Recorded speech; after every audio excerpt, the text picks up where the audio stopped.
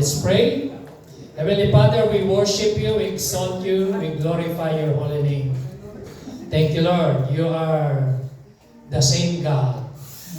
You are the same yesterday, today, and forever. You are grateful God, unchanging God, wonderful God, everlasting God, omnipotent God, all-knowing God, omnipresent God. Napakabuti niyo po, Panginoon, sa akin. Lord, ihanda niyo po ang puso at isip ng iyong mga anak.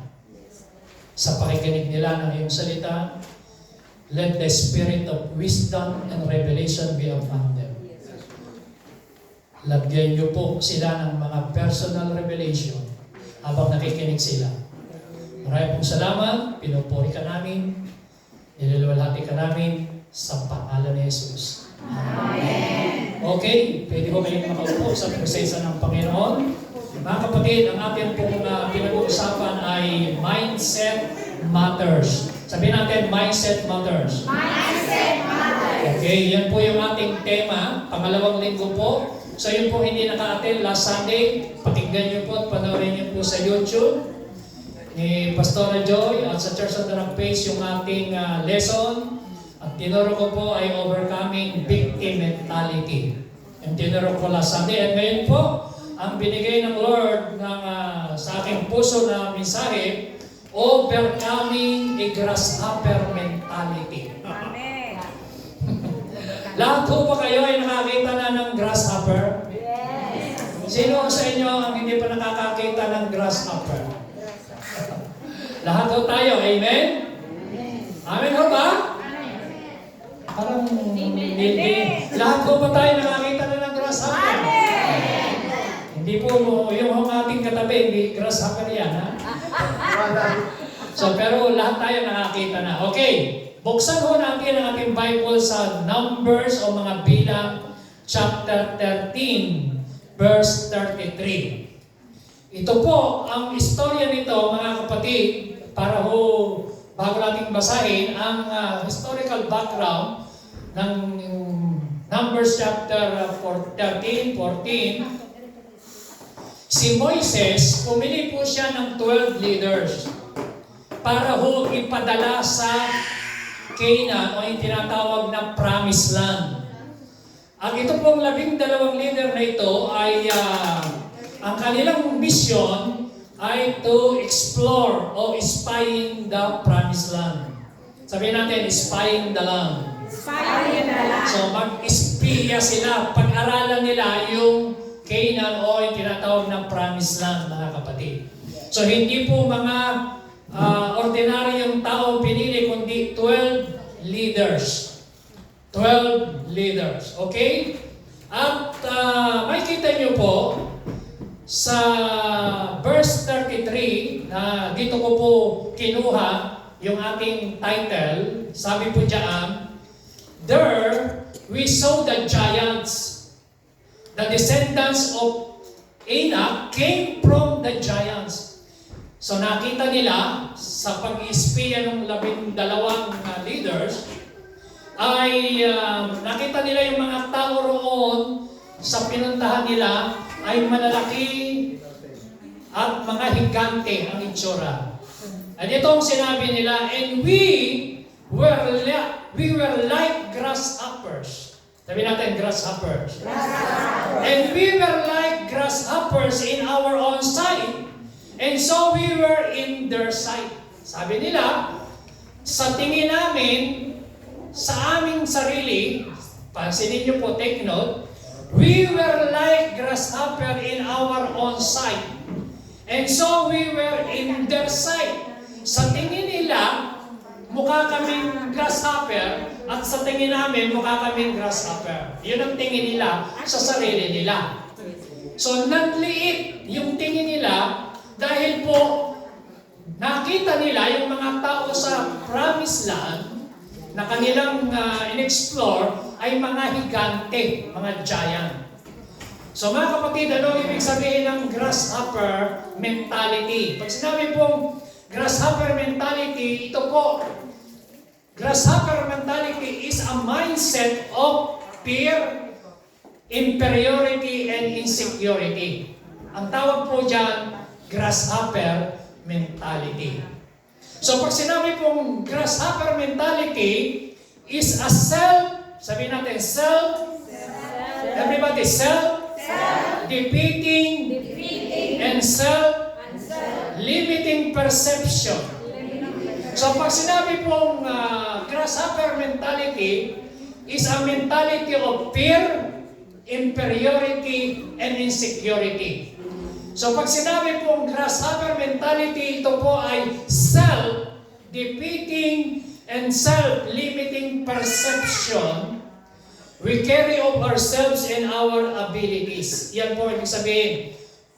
Maling tingin natin sa ating sarili na ang tingin natin tayo po ay insecure, kawawa, walang magagawa, mahina, talunan, puno ng takot. So yun ang tingin natin, self. Sabi nga ng isang quotation, no one can defeat you unless your self-pity attitude. Walang pwedeng makatalo sa iyo maliban yung maawa ka sa iyong sarili. Ganon. So yun po ang tawag doon, grasshopper mentality. So mga kapatid, sa Numbers chapter 13, verse 26, ganito po ang sinasabi, nung sila po ay nag-report at bumalik, ito po ang sinabi nila. They came back to Moses and Aaron and the whole Israelite community at Kadesh in the desert of Paran.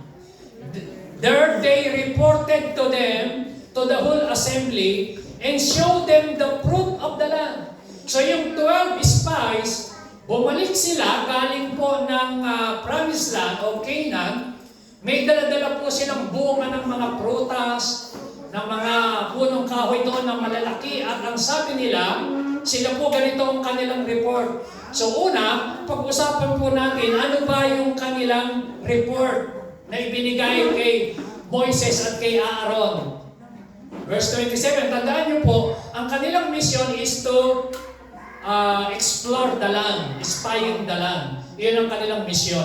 Okay? So, nung sila bumalik, verse 27, they gave Moses this account. Ito ang kanilang report. Number 1, we went into the land to which you sent us, and it does flow with milk and honey. Number 1, ang lugar nilang natuklasan, flowing with milk and honey. Amen. Number 2, here is the fruit. Ibig sabihin, sa lugar nilang pinuntahan ay mayroong mga punong kahoy ng mga bunga, malalaki, tulad ng mga ubas at iba pa. Number 3, verse 28, but the people who live there are powerful. So yung mga taong nakatira doon ay mga taong, anong klase? Powerful.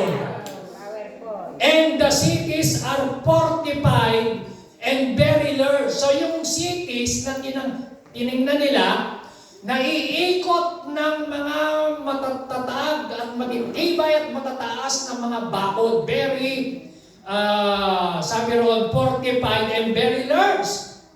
And we even saw the descendants of Anak there. Ibig sabihin nun, mga giants, mga anak ni Pilim ang tawag doon. Okay? So sila po yung mga higante. Malalaking tao ang nakatira doon.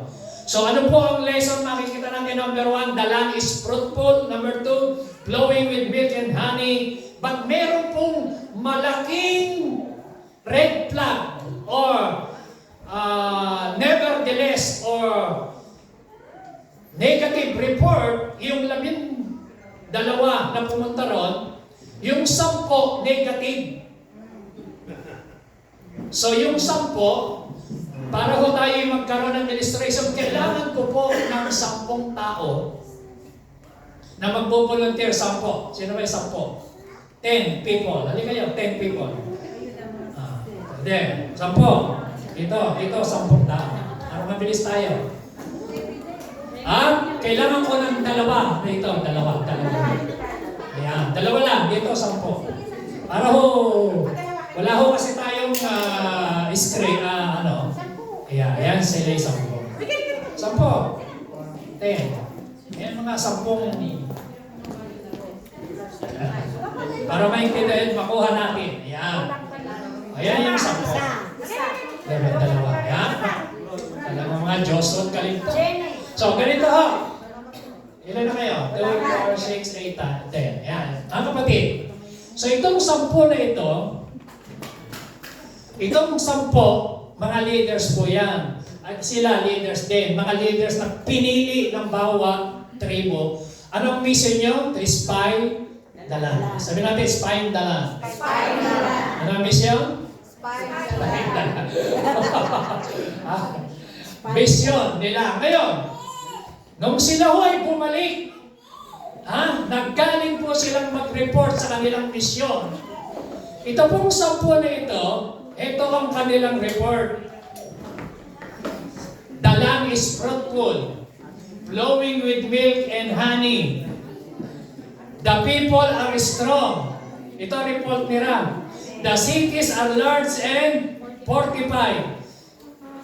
The land devours its inhabitants.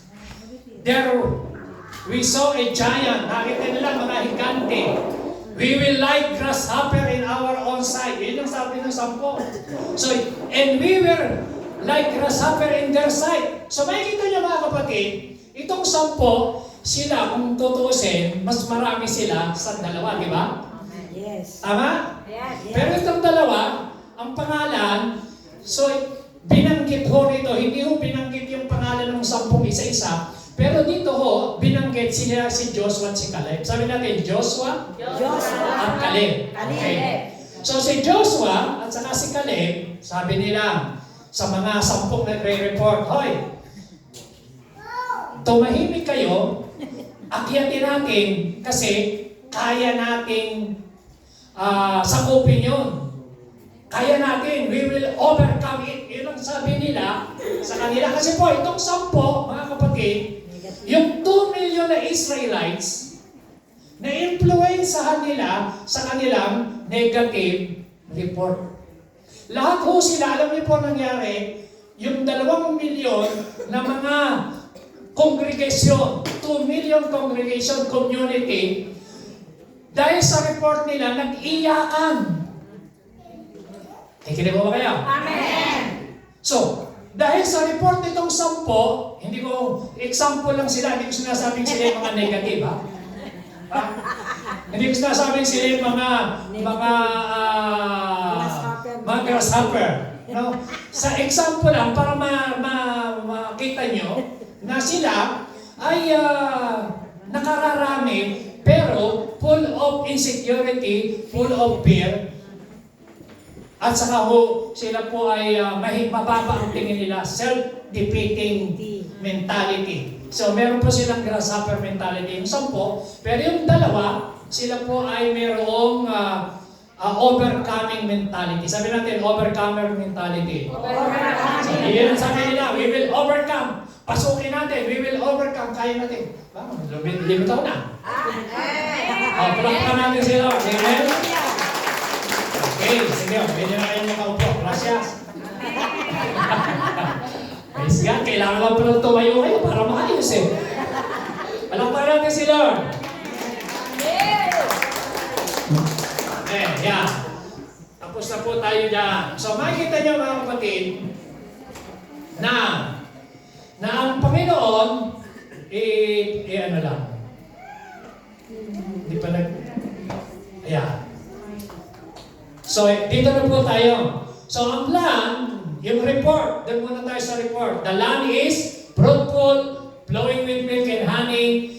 Meron pong mga taong malalaki ron. So, kinakailangan makita nyo kung ano yung sitwasyon, kung bakit ho sila. Siyempre, nakakatakot naman talaga yung sitwasyon, yung lugar.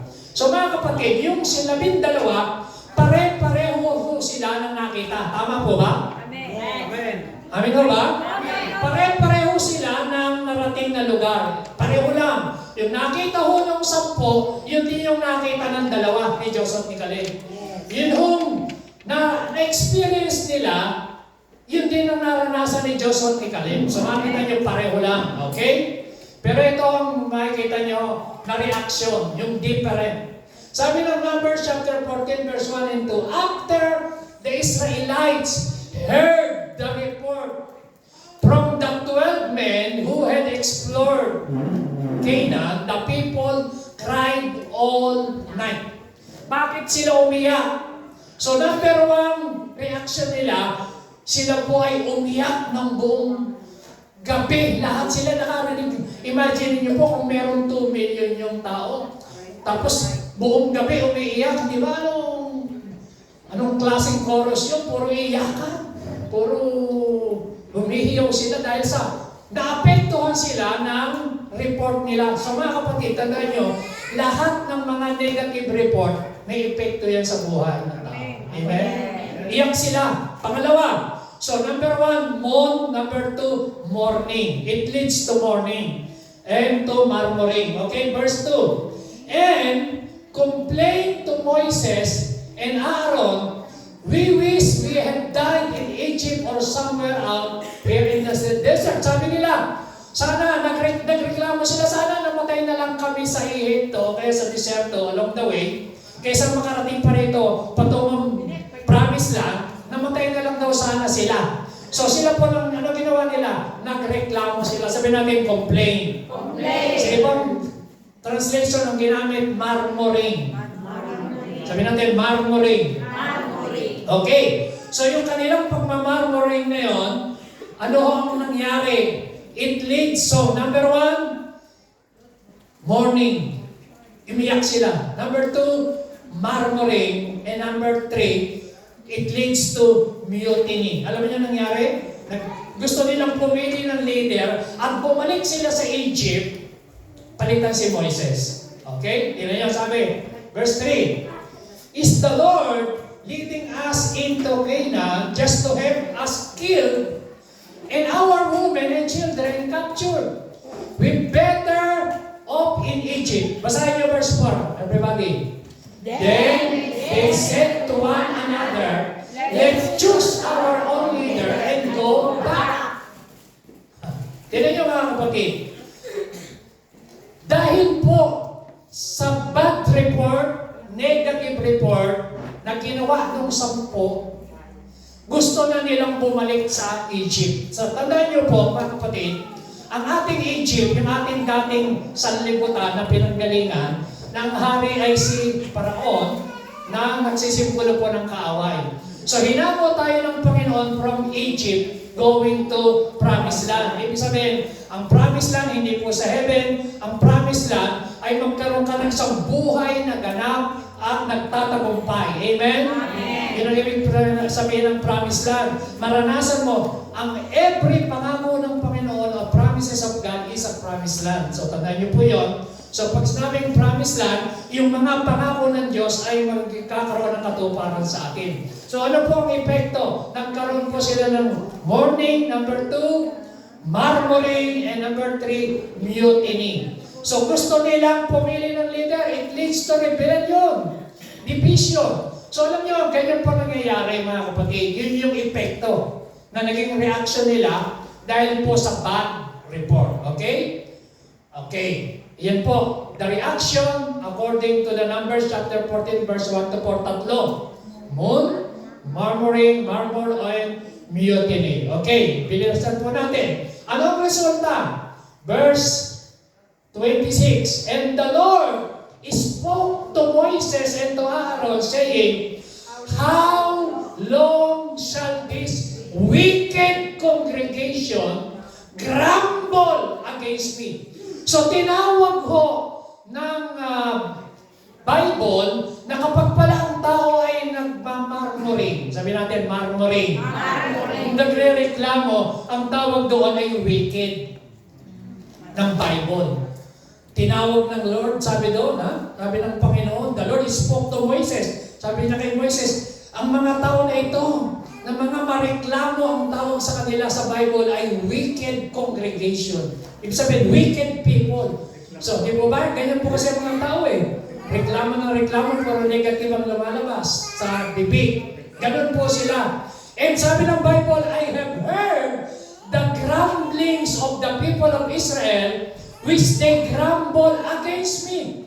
So mga kapatid, listen to me. Dito kayo tumingin.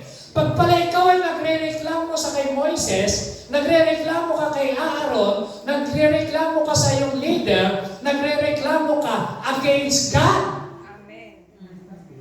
Example, limbawa, maraming tao sa church, nagre-reklamo sila against their pastor, against their leader. Ibig sabihin, ginagawa mo yun laban sa Diyos at naririnig ka ng Diyos.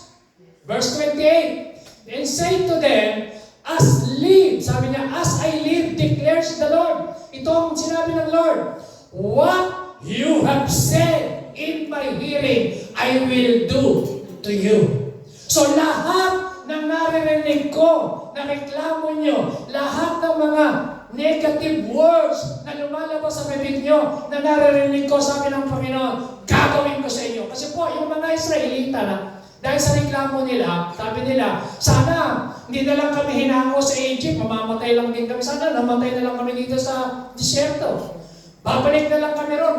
Doon, maganda, masarap ang kinakain, may watermelon, maganda ang buhay namin. Nandito kami sa wilderness, ganito pala nangyayari sa amin. Alam niyo po ba, pinag-aralan ko, 15 beses nagreklamo ang mga Israelita.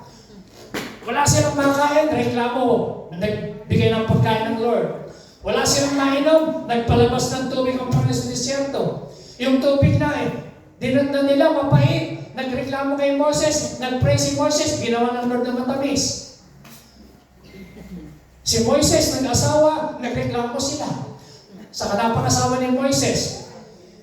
Sabi nila, bakit si Moises lang daw, bakit nakausap ng Lord? 15 beses, nababasa niyo sa Bible, na nagreklamo sila. At ang sabi ng Lord sa kanila, sige, gusto niyo mamatay? Sige, yung request niyo, ibibigay ko. Alam niyo po, almost lahat ko ng 20 years old pataas na mga Israelita, namatay lahat. Yung 20 pababa na susunod na henerasyon na buhay.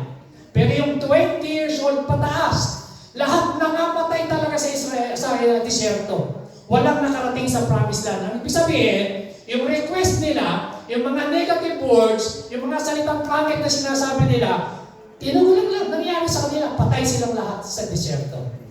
Okay? Ano makikita niyo po ang lesson? Verse 3. Sabi verse 29, Numbers 14, sabi po diyan, verse 29, your dead bodies shall fall in this wilderness, and of all your number listed in the census from 20 years old and upward, who have grumbled against me, lahat kayo mamamatay. Verse 30, not one shall come into the land where I swore that I would make you dwell, except Caleb, the son of Jephunneh, and Joshua, the son of Nun.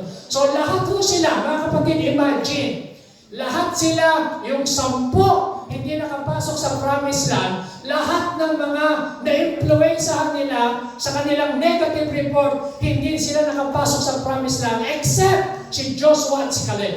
Bakit? Kasi si Joshua at si Caleb, meron silang kakaibang mentalidad, meron silang overcoming mentality. Sabi niyo, overcoming mentality.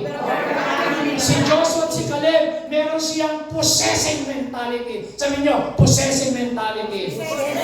So, itong si Joshua at si Caleb, meron siyang overcoming faith mentality. Nagsabi nila, let's go up once again. The Lord is with us. Do not be afraid. We will overcome it. Kaya natin. The Lord is with us. Amen?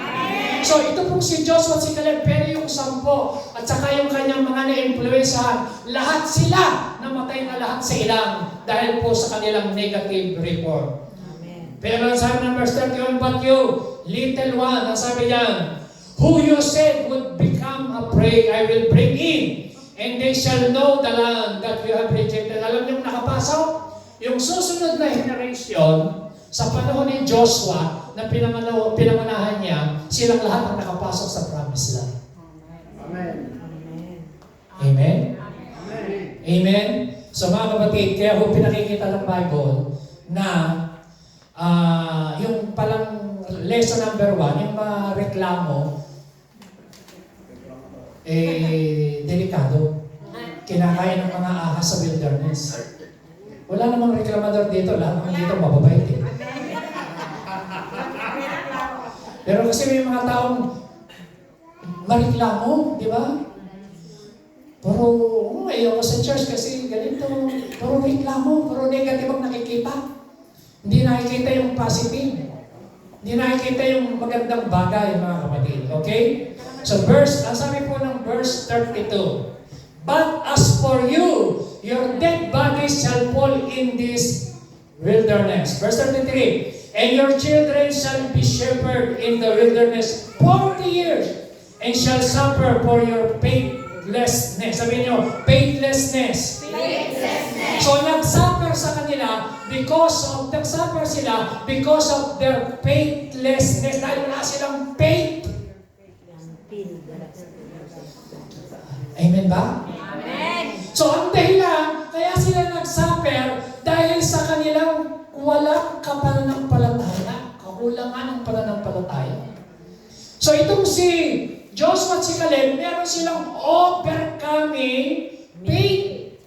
Amen? Amen. Verse 34.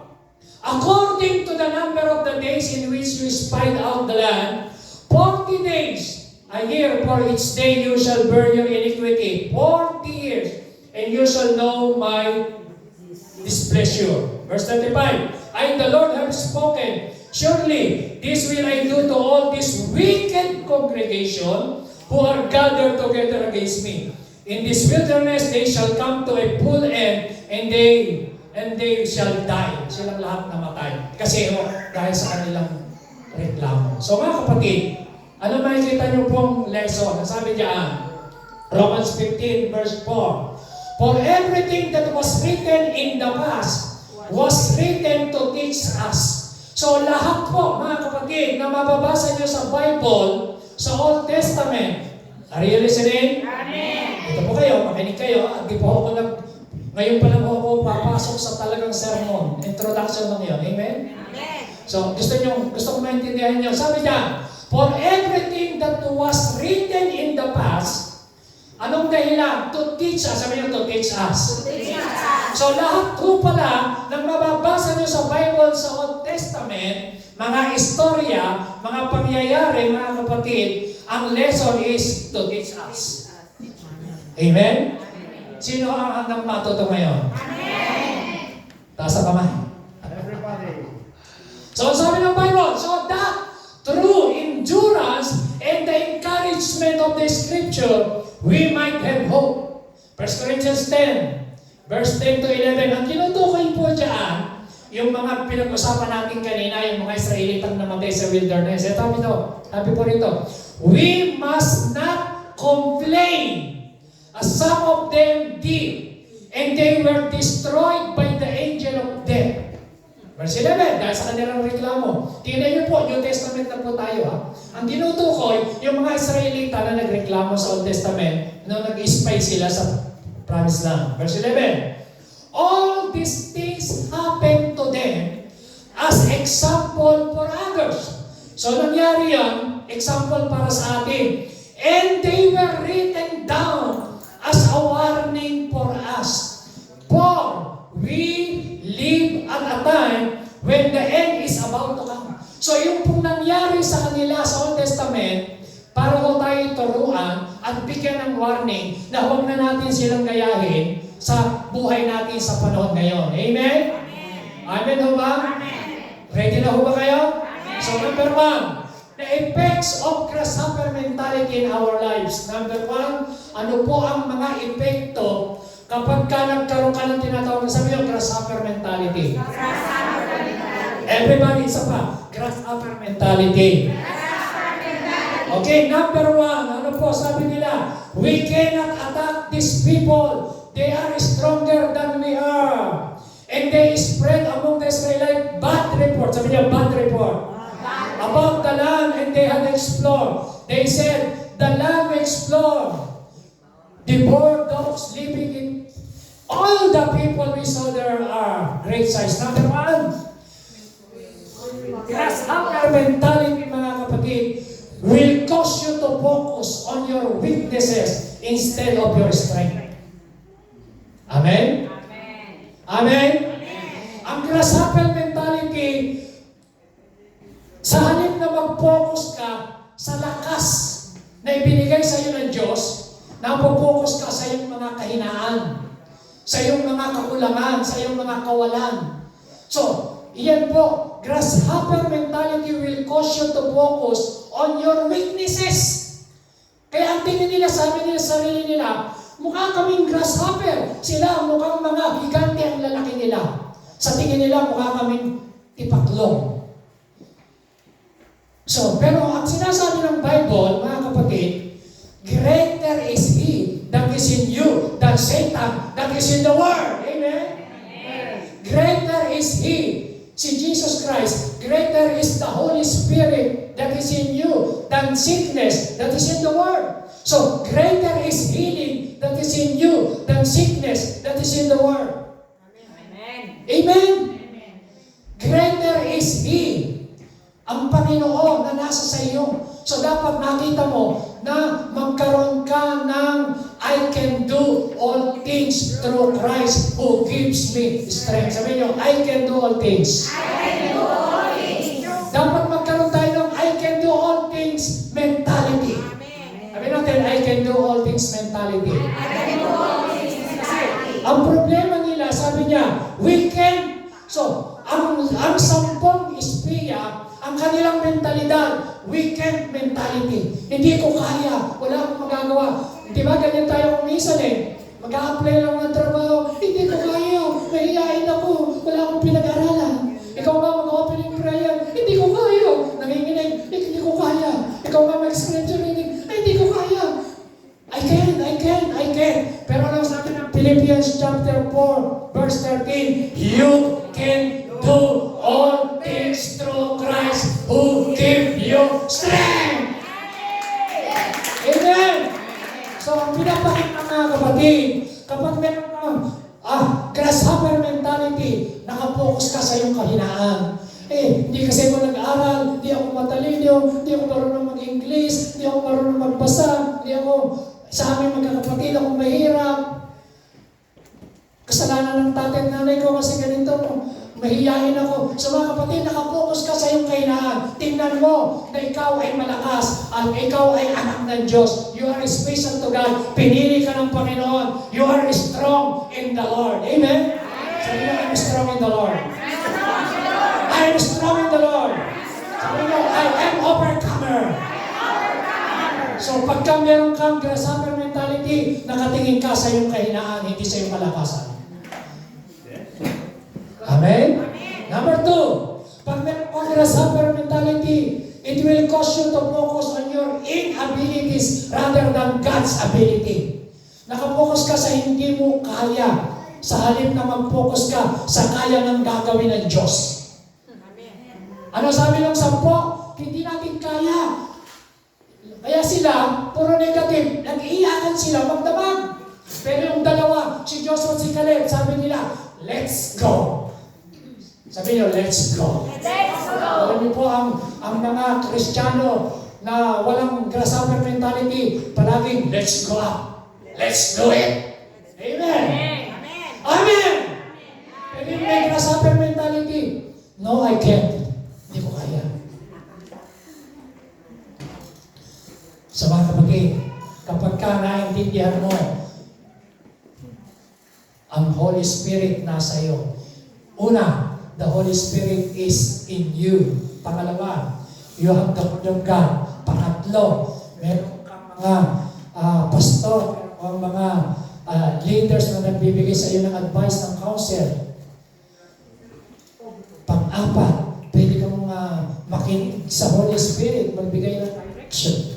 So, kaya wala tayong dahilan para tingnan natin yung ating inabilities. Ang tingnan natin yung gagawin ng Diyos. Amen? Palakpakan natin si Lord. Malakas na palakpakan ng Lord. Amen? Praise God. So, pagka ikaw ay isang Kristiyano na meron kang grasshopper mentality, nakapokus ka sa iyong hindi magagawa. Dapat mag-focus ka sa kayang gawin ng Diyos sa buhay mo. Amen. Bakit?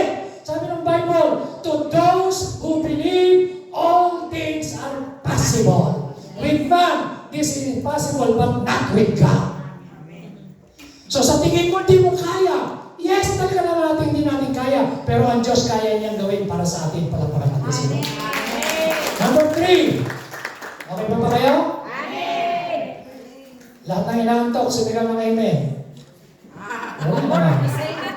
Okay na. Lahat ng gising, sabi natin, praise the Lord. Okay.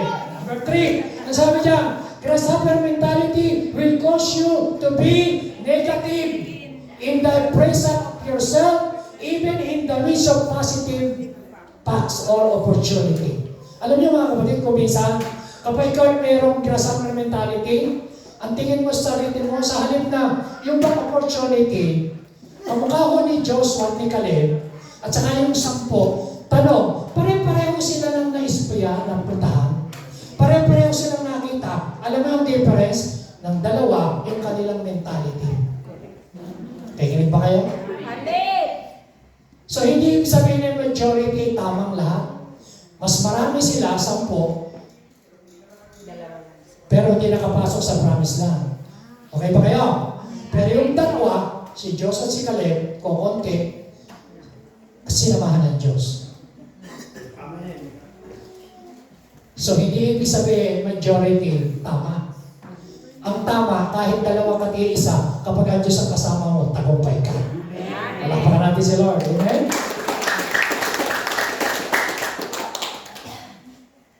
Grasshopper mentality will cause you to limit your chances of success because of your fear of failure.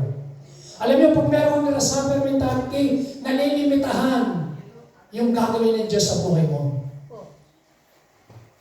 Nalilimitahan. Kasi, sino naglilimit? Ikaw. Yung tingin mo, yung takot mo, dahil meron tayong tinatawag na fear of failure. Sabi natin, fear of failure. Maraming tao ayaw mag-try kasi takot silang mag-fail. Ayaw magmahal kasi takot masaktan. Kasi kung gusto mo talagang maranasan ang kapangyarihan ng Panginoon, subukan mo humakbang ka sa pananampalataya. Yes, there is a risk. Pero yung mga nagtatry ang nakakaranas. Example, si Pedro, 12 silang mga disipulo, sino ang nakatry na nakalakad sa ibabaw ng tubig? Ha? Pedro. Sino? Pedro. Bakit si Pedro? Siya lang yung nag-try. Yung 11, nandun sa bangka. Pero si Pedro, nag-try siya. Kaya lang, lumubog siya. At least naranasan niya. Amen? Amen ba? Amen. Oh, sabi ho ni Pedro kay Jesus, nung si Kristo ay lumalakad sa tubig, ikaw ba yan? Yes, sabi ni Kristo. Pagkamalang pa kamunto si Jesus eh. Pero nung sabi ni Kristo, ako ito. Sabi ni Jesus Christ sa kanya, come. Sino nag-try? Si Pedro. Humakbang siya, lumakad siya, nakalakad. Kaya lang, nung tumingin siya sa alon, ano nangyari? Lumubog. So mga kapatid, yung nangyari sa 10 na spy, anong tinignan nila? Mga higanteng tao ron, mga matitibay ang bako, di na kaya. Wala tayo, di natin mapapasok. So ano nangyari? Nag-fail silang lahat. Pero si Diyos at si Caleb, tinignan nila, kasama nila ang Diyos. Amen. Sabi natin, kasama natin ang Diyos. Kasama natin Diyos. Hindi ako makatakot. Kasama natin ang Diyos. Lumangoy man ako sa ilog, di ako malulunod. Sabi natin, kasama natin ang Diyos. Dumaan man ako sa apoy, di ako masusunod. Amen! So yun ang nangyari kay Joshua at kay Caleb. Sabi nila, the Lord is with us. Sabi mo sa katabi mo, sister, the Lord is with you. Sabi mo, do not be afraid. Amen! Kasi pagka mayroon kang fear, yan yung magda-down sa iyo. Wala takot. Mag-a-apply lang ng trabaho, i-interviewin lang, nanginginig. Bakit? Kasi paano kung makakapasok ng trabaho kung sa interview pa lang, nanginginig na? Pastor, kasi ganito, marami tayong tayong dahilan.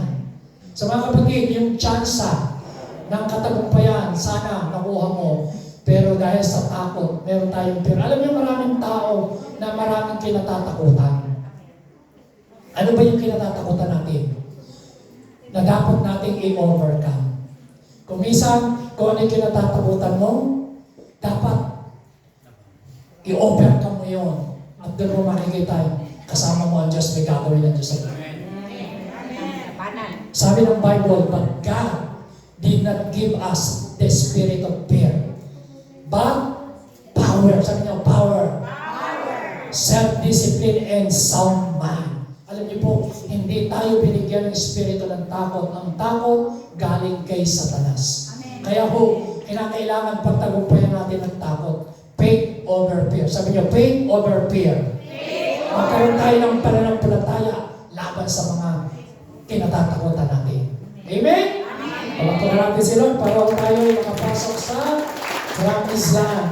Number 5. Nakikita niyo, grasshopper mentality will cause you to live with a sense of regret over what you could have had, but what you miss out because you did not embrace your opportunity. Sayang, mga kapatid.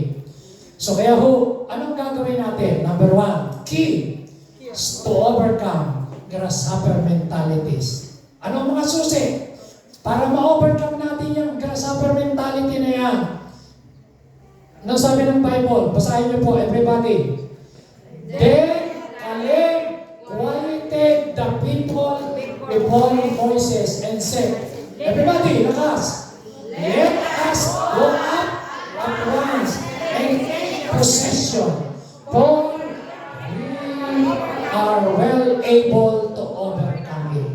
So, tingnan niyo po si Joshua, si Caleb, sabi niya, tumahimik kayo sa mga 10 at mga nagsisipagreklamo. Akyatin natin.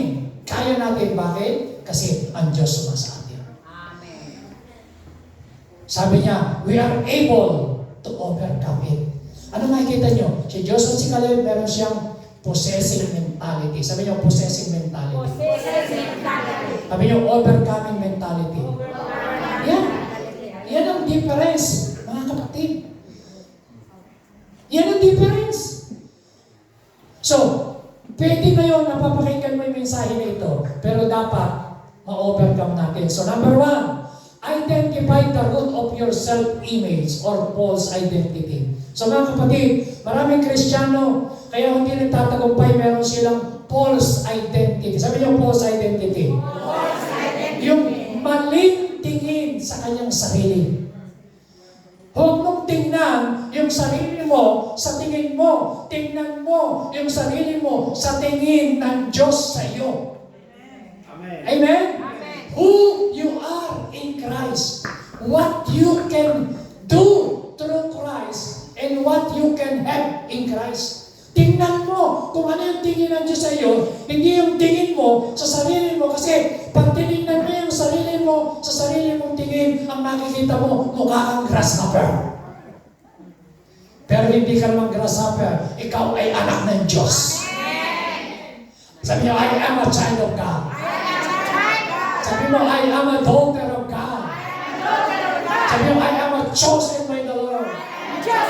Sabi mo sa tabi mo, you are special to God. Sabi mo, I am in the apple of His eyes. Amen?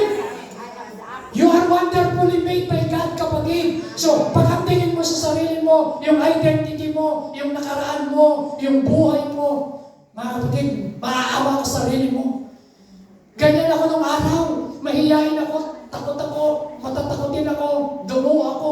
Hindi ako sa pwedeng magsalita sa harap ng tao.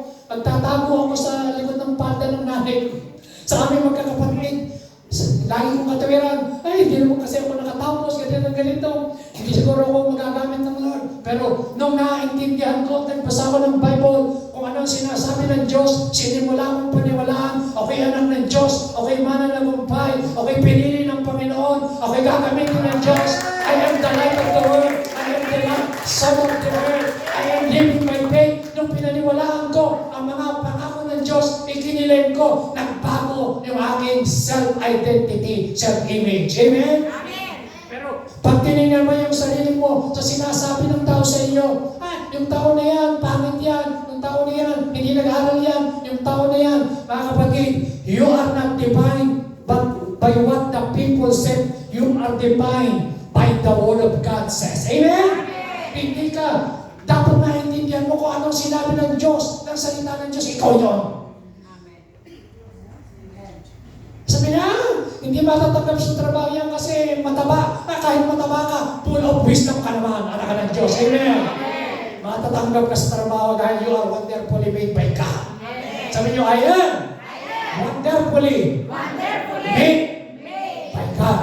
So number 2, renounce every lie you believe about yourself. Dapat i-renounce mo lahat ng kasinungalingan ni Satanas. Alam niyo po ba mga kapatid, the devil is a liar. Sinasabi niya, hindi mo kaya. Sinasabi niya, kawawa ka. Sinasabi niya, pag nagkasakit ka, mamamatay ka sa sakit mo. Sinasabi niya, na ikaw, wala kang mararating. Hindi ka na aasenso. Hindi ka na papaya. Hindi ka na tataba.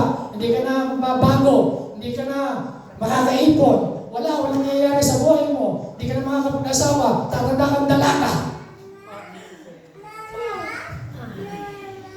Si Satanas, sinungaling. Ang sabi ng Bible, he is the father of all lies. And when he speak his own language, anong kasinungalingan na ginagawa niya?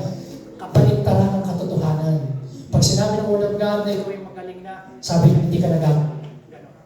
Pag sinabi ng Word of God, mana nagumpay ka, sabi ni Satanas, talunan ka. Siya po ay sinungaling. So, dapat ang gawin mo, number 2, to overcome grasshopper mentality, i-renounce mo ang lahat ng sinungalingan ng kaaway sa iyong buhay.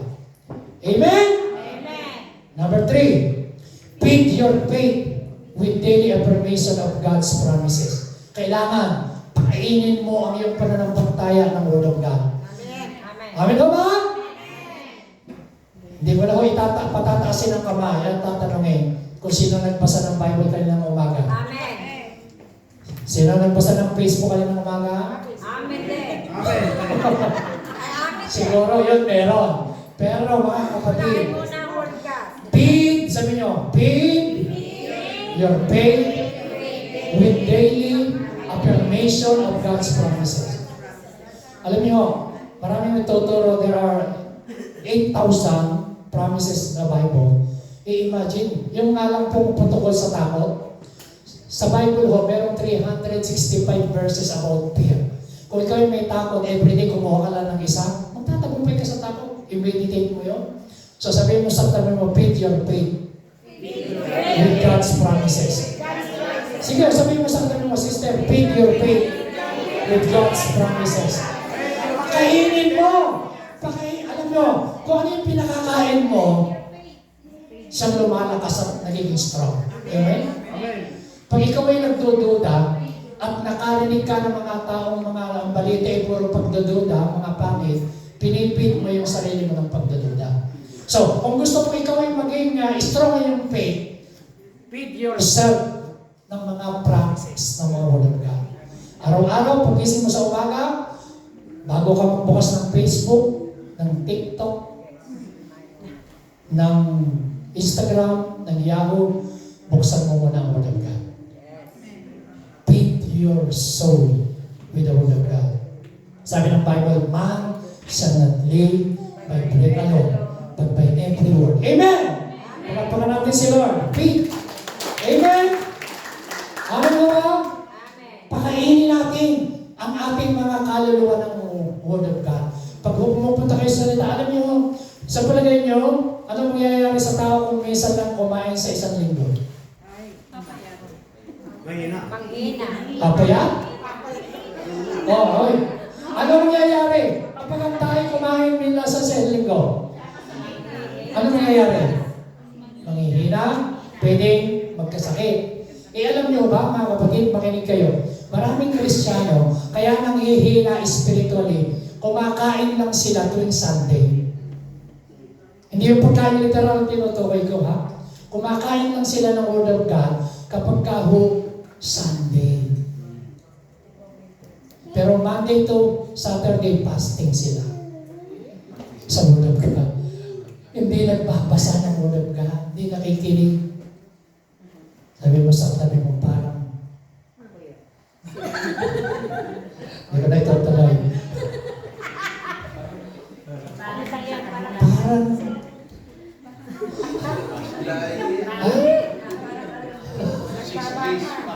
di ba? So mga kapatid, kinakailangan, gusto mong lumago. Tanungin ko po kayo, gusto niyo bang lumago sa Word of God? Sabi ko sa inyo, year 2026 ang message ng Lord sa atin, year of increase. Eh, alam niyo po ba nakalagay sa Bible, grow in the knowledge of our Lord Jesus Christ. Kailangan mag-increase ka rin sa knowledge of Word of God. Paano kung mag-increase kung hindi ka nagbabasa? Kung hindi ka nag-meditate? Alam niyo ho, mula nung ako kayo nagpastor dito, hanggang sa dumating si Lord, itong tuturo ko sa inyo walang bago. Bakit? Kasi ito ang sikreto. Magbasa ng Word of God. Magbasa. Meditate the Word of God day and night so that you will be successful in whatever you do. Joshua chapter 1 verse 8. Psalm chapter 1 verse 1 and 2. Sa verse 2, nagbabasa ng salita ng Word ng Bible tulad ng isang punong nakatanim sa batisan, matatag, matibay, namumunga, laging sariwa.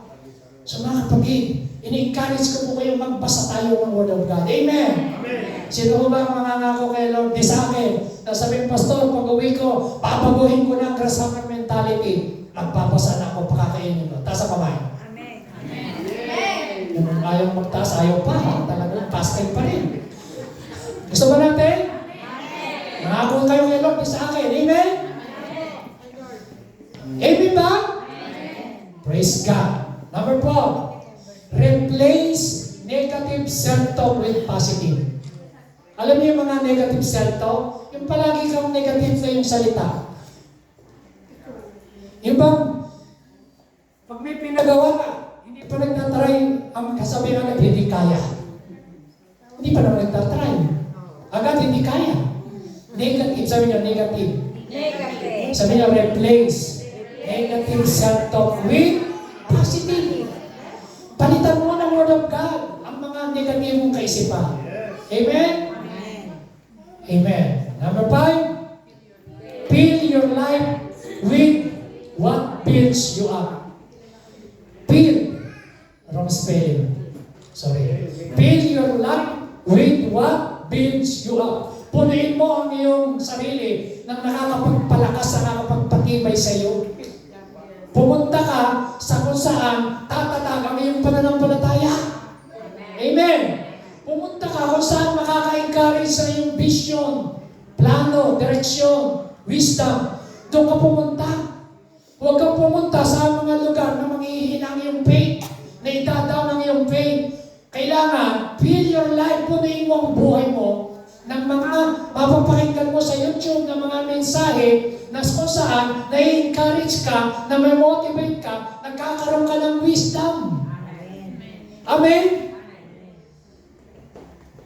Kaya po, ngayon, alam nyo, marami kong pinag-aaralan, pinakikinggan sa pag-aaral ko.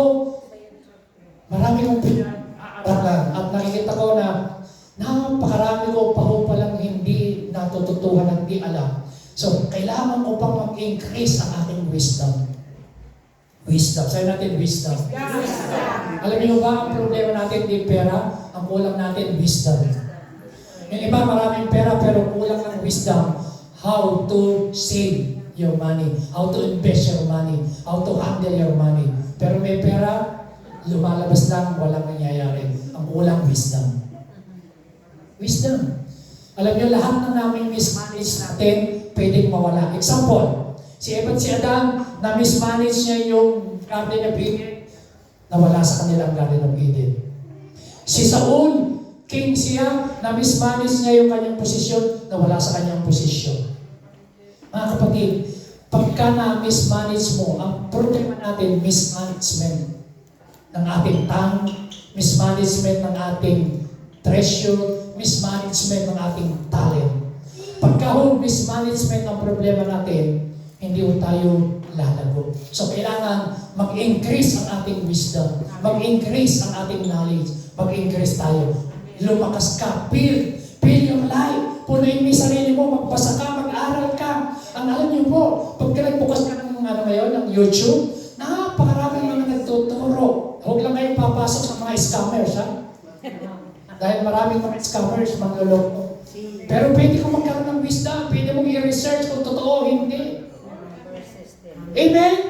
Eh yung mga sarado na, yung mga grasshopper mentality, ang tawag doon, sila yung mga old wineskin. Basta, ganito na ako, dito na ako nagising, dito na ako mamamatay, ito na pinanganak akong mahirap, mamamatay mahirap, walang pangarap. So anong sabi ng Bible? People are perished because lack of vision, lack of plan.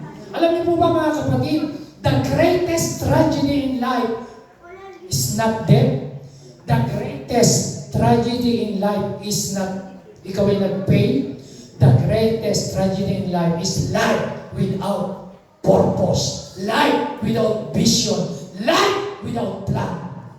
That is the greatest tragedy in life. Amen. Amen. Yung wala kang plano na, basta 2026 na, siguro 2027, ganito pa rin ang buhay ko. Kapatid, huwag kang pumayag na pagdating ng lipat ng taon, ganyan ka pa rin. Dapat meron kang plano, meron kang vision, meron kang pangarap. Amen? Amen. Amen?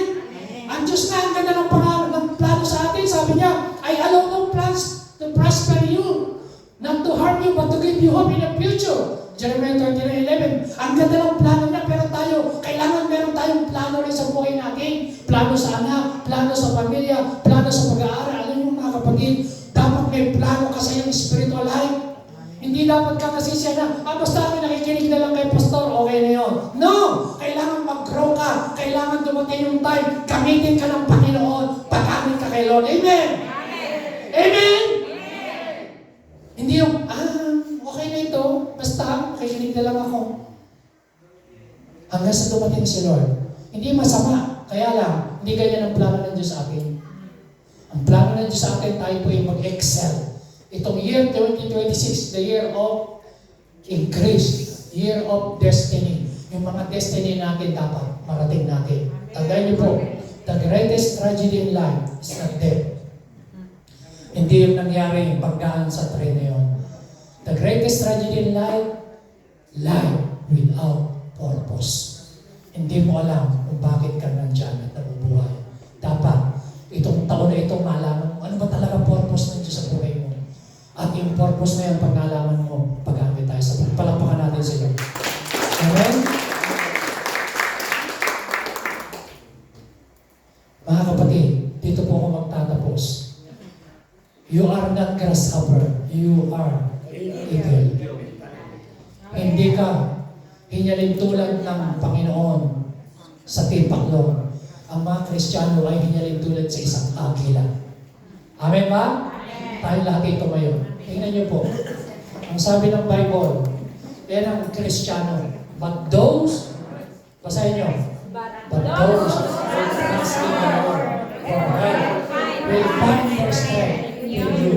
And they shall rise up on wings like eagles. They will run and not get weary. They will walk and not grow weak. Mga kapatid, yun daw nagtitiwala kay Lord. Sila po ay marirenew yung strength mo. They will rise on wings, lilipad tulad ng agila. Alam niyo, ito ang maganda, mga kapatid. Ang mga Kristiyano, mga mananampalataya, una, hindi tayo tulad sa chicken. Hindi ko tayo chicken mentality. Alam niyo yung chicken mentality? Laging sangkahin sa tuka. Laging nakatingin sa ibaba. Mababa ang lipad. Ito lang sa ibaba. Ang tawag ng chicken mentality. Alam niyo po, ang mga mananampalataya, hinyalin tulad sa eagle. Sabi niyo, eagle mentality. Eagle mentality. Ayan. Eagle tayo, hindi po tayo grasshopper mentality. Dapat, Kristiyano, ano po ba ang mga eagle? Ang eagle ho, mga kapatid, meron pong 7 bagay na mabilis na ituturo ko po sa inyo. Sabi diyan, number 1, eagle, fly alone at high altitude. Alam niyo po bang eagle? Lumilipad yan na nag-iisa. Pero kung siya sa lumilipad, above the storm. Amen? Amen. Amen? Ito, ang eagle mentality, tanging ang eagle ang mayroong kaisipan na pag lumipad siya, gusto niya sa stone. Ano ibig sabihin? Kung ikaw ay may eagle mentality, kung may problema ka man, kaya mong i-overcome, fly above the storm.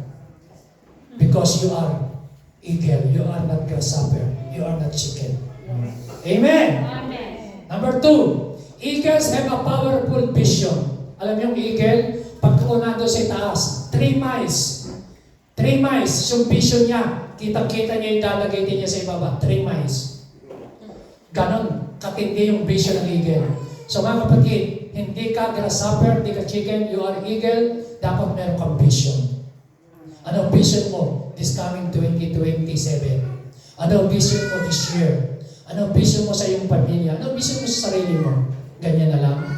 So dapat meron kang vision. Number 3, eagles do not eat dead things. Alam niyo mga agila, hindi kumakain ng mga patay na hayop. Hindi kumakain ng aso, kumakain ng patay na hayop. Ang eagle, hindi. Ano ibig sabihin? Kapatid, ano lesson? Kung ikaw ay may eagle mentality, hindi ka tatanggap ng mga patay na bagay sa katawan mo. Ano yun? Mga pwede kang makalasong sa katawan, makasira sa iyo. Mga kapatid, pag may mga marites na nagdadala sa inyo ng balita, huwag niyong tanggapin. Wala na yun. Sabihin mo, I am an eagle. I am an eagle. So, ang grasshopper mentality, tinatanggap yun, mga negative. Pero yung eagle, hindi kumakain ng mga patay na hayop. Amen? Amen. Number 4, the eagle is the only bird that loves the storm. Alam niyo, ang eagle, siya yung nag-iisang ibon na mahal niya ang bagyo. Bakit? Because he can fly above the storm. Anong pinakikita? Mga kapatid, ang eagle, makaranas ka man ng storm, problema, trials, problems sa buhay mo. Kaya mong i-overcome. You can fly above the problem. Amen? Amen. Number 5, eagle test before it trusts. Alam niyo po ang agila? Pagka yan ay magsisip, naghahanap po ng kapartner sa buhay. Yung babaeng eagle, makinig kayo. Yung babaeng eagle, saka yung lalaki, hahanap, halimbawa naghahanap pa sila ng kakapartner niya sa buhay. Pupunta ho sila sa lupa. At ito pong babaeng eagle at lalaking eagle, ang gagawin ho ng babae, na eagle, kukuha ng isang kahoy na maliit, tutukain niya, lilipad ho siya ng mataas, tapos bigla niyang pipitiwan, kapag yung lalaki kaya niyang sapuhin yung, makuha yung binitiwan niya, yung babaeng eagle, magtitiwala, magiging kapartner niya. Tinetest niya bago mag-trust. Eh maraming Kristiyano, maraming tao, nagkasabay lang sa host, sila na. Hindi nga kilala. Buti pa eagle. Nagka-chat lang sa messenger. Kumusta ka na? Miss you. Miss kita. Sila na. Hindi nga kilala, nagtiwala agad. Na-scam tuloy. Mga kapatid, ang eagle, test before it trust. Number 6, eagles prepare for training. Alam niyo mga agila, bago ho sila po ay nangingitlog sa pinakamataas ng bundok na parte. Kumukuha ng bato, inaayos nila yung kanilang itlogan. Piniprepare nila yung nest nila. At sila po ay nagkakaroon ng training bago mag-itlog. Nakita niyo talagang ready, maraming sistema, may proseso. At yun kung pag nanganak sila, tinitrain nila. Ang gagawin ng eagle ganito. Pag may baby eagle, mga maliliit na agila, kukuhanin nila yung sa pakpak nila. Pag tinuturuan nilang lumipad, lilipad sila ng mataas, ibabagsak nila yung eagle. Pero ang bago i-train, yung kanilang nest, tatanggalin muna nila yung sapin. Matitira yung mga tinik-tinik para yung mga anak na agila mapilitang umalis doon sa pugad nila. So kumisan, marami tayong ganun marami tayong mga comfort zone Gusto na natin itong makitlog, ayaw natin umalis. Kailangan matinig-tinig muna tayo para tayo umalis. Ano? Di ba ganyan tayo minsan eh? Ayaw natin umalis. Ganun ang gawin na Eagle, kukuhanin niya yung malingkit na anak. Pag natuto na, ilalagay sa likod, lilipad. Saka bigla akong bibitawan. Pero huwag ka, hindi niya hahayaan yun. Pagka malapit nang bumagsak, sasapuhin ng malalaking backpack na naman. Ang tawag doon, training. Tinitrain nila. So mga Eagle, mga kapatid, kaya meron tayong discipleship. Amen? Amen.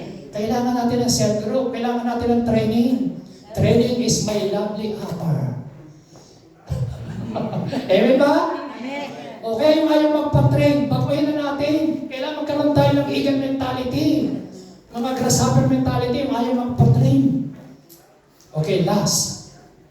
Eagles, made for life and return to the sameness. Alam niyo po ang eagle, pag nag-asawa sila, nakuha ng kapartner. Pag namatay yung isa, yung babae, yung lalaki natira, hahanap yan ulit ng mapapangasawa. Pero kung saan sila titira, sa dati ho nilang pukat, babalikan nila yun. The sameness ng pinanggalingan nila. So mga kapatid, anong lesson? Kailangan hindi po tayo maging grasshopper mentality. Tayo po ay eagle mentality. Amen! Amen! Pagpakan natin sila. Tayo manalangin. Hallelujah. Panginoon, maraming po salamat sa oras na ito. Sa amin pong pinag-aralan na yung salita.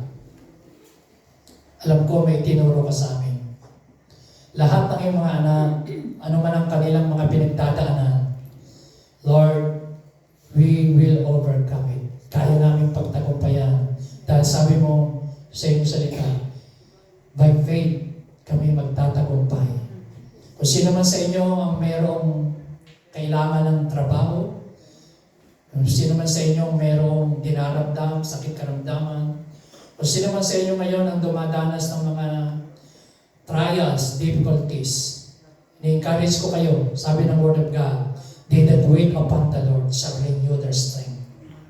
They shall run and not be weary. They shall walk and not faint. Hindi ka mapapagod, hindi ka manghihina kapag ka nagtitiwala ka sa Panginoon. So mga kapatid, kung meron kang pangangailangan sa Panginoon, lift up your hands. I will pray for you. Taas mo yung kamay. Hindi ko alam kung bakit itong mensahe na ito binigay ng Diyos. At nandito ka ngayon, gusto ng Lord na marinig mo yan. You are not grasshopper. You are eagle. You are not a chicken. You are an eagle. Hallelujah. Praise God. Magtiwala tayo sa Panginoon. Kailangan natin, ano man ang kailangan natin, financial blessing, breakthrough, healing, ano man ang kailangan mo sa buhay mo. Sa oras na ito, I want to encourage you. Kapatid, change your mentality. An eagle's greatest strength is not just in its wing, but in its mindset. Hindi dahil sa kanyang pakpak lang nakabase, kundi yung mindset ng eagle. Change your mind.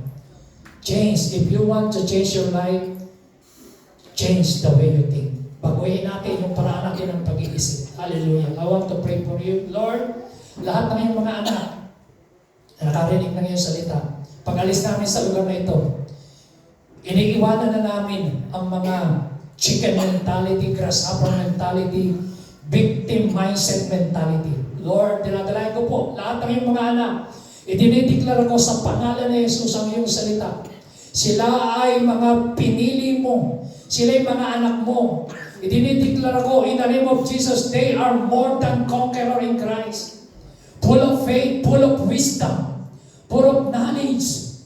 Lord, dinideklara ko ang iyong mga anak, silang lahat ay magtatagumpay. Ano mang mga trials, ano mang mga giant na na-encounter nila sa buhay. Giant of sickness, giants of insecurities, giants of impossibilities, giants of problem, depression, stress. Ano mang mga higante na ito, kamukha ni Joshua at ni Caleb, we will overcome it. We will possess it, the land. We will possess the land. We were going to possess the land, Lord. Hallelujah. Yung mga anak, Panginoon, pagtatagumpayin mo sila, bigyan niyo po sila ng vision, yung walang vision. Sa oras na ito, Lord, yung purpose mo, yung plano mo sa buhay ng iyong mga anak, yung destiny mo sa kanila this year, This is the year of your destiny, brothers and sisters. Hallelujah. Thank you, Lord. Tinadalain ko po, Panginoon, na habang nakataas ang kanilang mga kamay, in the name of Jesus. Oh, Shakrababakandalasiya, in the mighty name of Jesus, Lord. Oh, Rababakanda, sa pangalan ni Jesus, lahat ng mga destructive mind, negative mind, destructive spirit, spirit of fear, spirit of unbelief, spirit of lies, I break you. I command you to come out of them in the mighty name of Jesus Christ of Nazareth. Pinapalayas ko, pinawas ko ang spirit of fear, even the spirit of unbelief. Mga kasinungalingan ng kaaway, mga maling tingin sa sarili. In Jesus' name, Lord, aalis kami, lalabas kami sa church na ito. Nahawak-hawak namin ang iyong mga pangako na kami ay mananagumpay. We are more than conqueror in Christ. We can do all things through you. We are, Lord, overcomer. Hallelujah. Thank you, Lord. We give you all the glory. In Jesus' name. Amen. Amen. Palapakan natin si Lord. Hallelujah. Amen. Praise God. Praise God. Are you blessed? Amen. Praise God. So tayo po ay awit po tayo ng isang victory song. Namikot po tayo. Magkamay.